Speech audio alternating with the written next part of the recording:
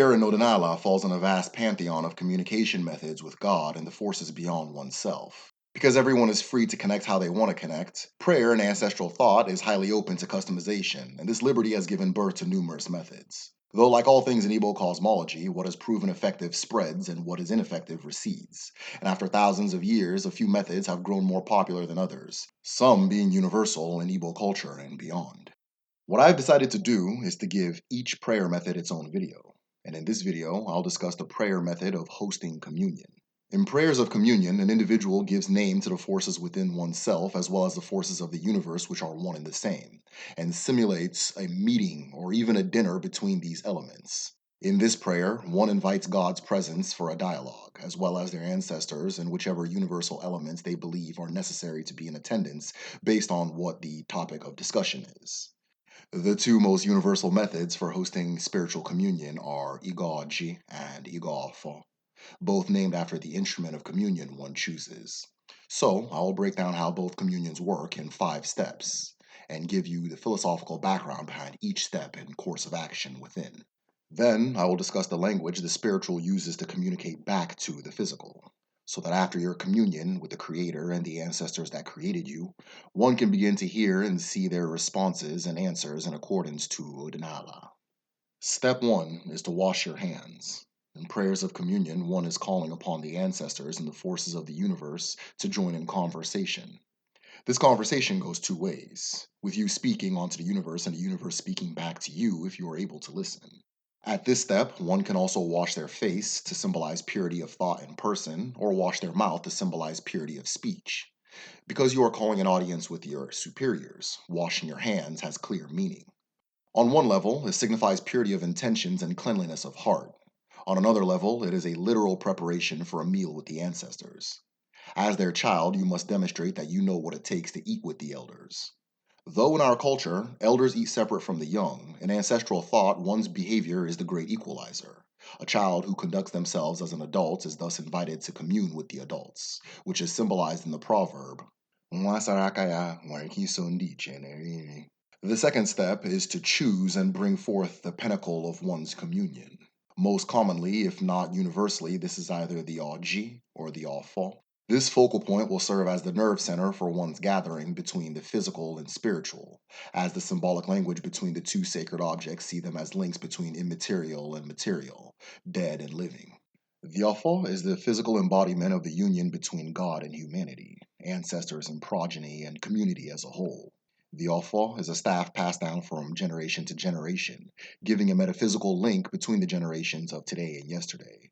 It also represents a people's rights to their heritage and ancestral land, and I will discuss the cosmology behind the Ofo in another video. But for these reasons and more, it is known as Ntindimwo, or the ear of the spirits. And when the Ofo is presented, the ceremony is known as Igo Ofo. When the Oji is presented, the ceremony is known as Igoji. The 4 loaves of the Oji symbolize the 4 physical and spiritual chambers of the human essence and heart. In Igbo numerology, the number 4 symbolizes completion and wholeness, and therefore gives the symbolic message of oneness among those gathered. The Oji is also the symbol given to the ancestors by Chukwu to signify the oneness of man, spirit, universe, and God. And for this reason, lying or harboring ill intent while holding the Oji is lying and harboring ill intent against all 4 of these elements. Once the Oji is held in the air, the individual calls the forces he or she wishes to commune with by name. If you wish to gather with your ancestors, it is only those that you call by name who can attend. If you wish to call upon God the Mother, God the Father, or the Arushi, you must welcome them by name, and often their titles to show respect. As an example, one may say, Chukwu kere ụwa, bịa were ọjị. Allah nne na-eji anyị, bịa were ọjị. Ose bụlụ ụwa, bịa were ọjị. While saying this, one holds the Oji in the air as an offering. After calling on God, next comes the ancestors. In the case of my own ancestors, I would say, Nne Ejike, Nne Emenoha, Nne Ukwebu, Nne Chege, Nna Ọfọdụrụ Nwa, Nne na Nna, Nna Akaweze, bịa were ọjị. The importance of calling the ancestors by their name goes beyond prayer. The ancestors are what make you, and knowing their name is knowing yourself. They are the fibers that thread together to make you who you are, and therefore understanding them is understanding yourself. In ancestral thought, an individual is not a book, but a page in a continuous story that does not begin or end with your own life. and therefore calling their names externally awakens their presence internally. But knowing the name of your ancestors is a lifetime's worth of work, and often it is a privilege of history not shared by all people. For this reason, God gave the ancestors knowledge of the 4 days. Eke, Urie, Afo, Nkwo. These 4 days are among the most powerful sets of knowledge in Igbo cosmology. In the beginning, when Eke, the first mother, was destroyed in a great explosion, out of her body came universal chaos. To bring order, Chukwu gave the blueprint for the resurrection of Eke into Uwa, or the universe we know today. The blueprint is Eke, Urie, Afo, and Nkwo. All things in existence and beyond answer one of these eternal names. And when a child is born on a set day, they also answer the name of that day. When that person passes away, they will resurrect on that day as well. And therefore, they are used to trace lines of reincarnation. In prayer, when you call each day, you call every ancestor who was ever born on that day and continues to resurrect on that day in the present. And therefore, if you do not know your ancestors by name, or you wish to extend past those you know, it is advised to use the name of the 4 days to summon them. Women have a unique connection to this phase of the prayer, as they may use this as an opportunity to call on their unborn children and build a dialogue with them, an act that is encouraged during the Igbo month of Onwa Alomchi. Once you have washed your hands, presented the Oji and the Ofo, and summoned attendants, the next phase is the prayer itself. Ancestral prayer looks like prayer in most other religions. A few differences I've noticed are cosmetic, but typically prayer is done with the eyes open and conducted as if giving a speech to a room full of guests, as well as being filled with affirmations. Though all methods are optional within this phase, one is advised to do what resonates with their chief, or that is their path towards connection. Once the prayer is complete, the next step is to declare Ise and break the kola. If one is praying with the Ofo, they will finish by striking the Ofo on the ground while saying Ise. The meaning behind the word Ise is ancient, but lends itself to many modern theories. One connects it to the number 5, which is also Ise. With 4 symbolizing completion in Igbo numerology, 5 signifies adding on to what's already complete, making your will through the act of prayer in addition to an already complete universe, bringing a blessing to a table already full of offerings, and therefore symbolizing abundance, manifestation, and actualization. It is also loosely tied to the phrase, and so it shall be. The fact that the word Ise is also interchangeable with the word Ofo tells me that it signifies something binding, meaning that one is saying to the universe, let my will be law. The final step is the breaking of the Oji and sharing the meal with the ancestors as well as those in attendance. It is important to know that an individual does not eat the whole Oji if presented to the ancestors.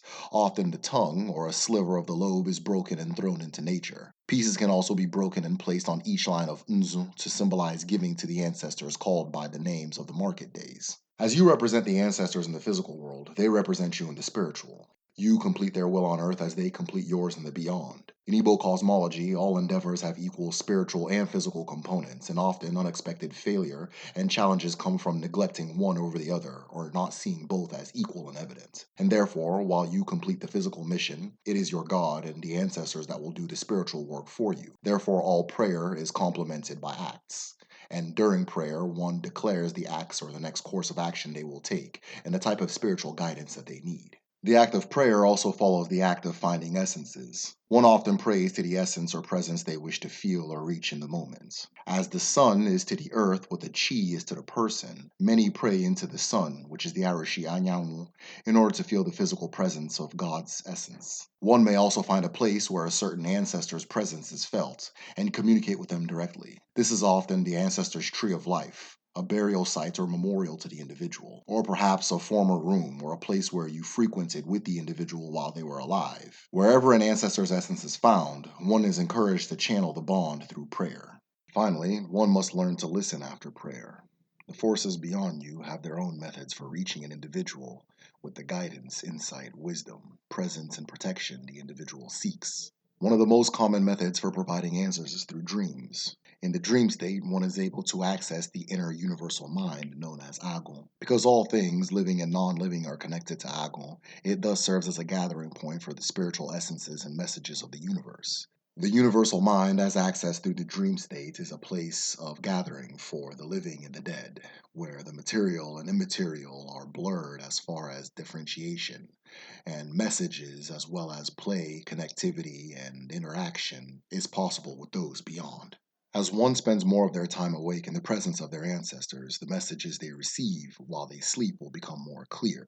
The practices, memories, and culture they leave behind for you are tools for connecting to their essence, as prayer is a method for connecting to God. The more understanding and practice one has with their spiritual heritage, the closer you come to those who left it behind for you. As you come in alignment with your chi, you'll begin to see and hear the responses to your prayers through chains of events, numerology, signs, and directives from your chi known as intuition. The messages will become a part of your day to day life, and you will grow to decipher the spiritual and physical language of the universe. And that's it. Again, this is Derek, father-in-law with the Medicine Shell. I appreciate you guys for watching these videos, and of course, anybody who lets me know what they think, I really like reading you guys' comments as well. So yeah, go ahead and drop a comment. Let me know what you think. Share this with anybody who you think would enjoy watching it, and stay tuned. I got a lot more coming. Thank you.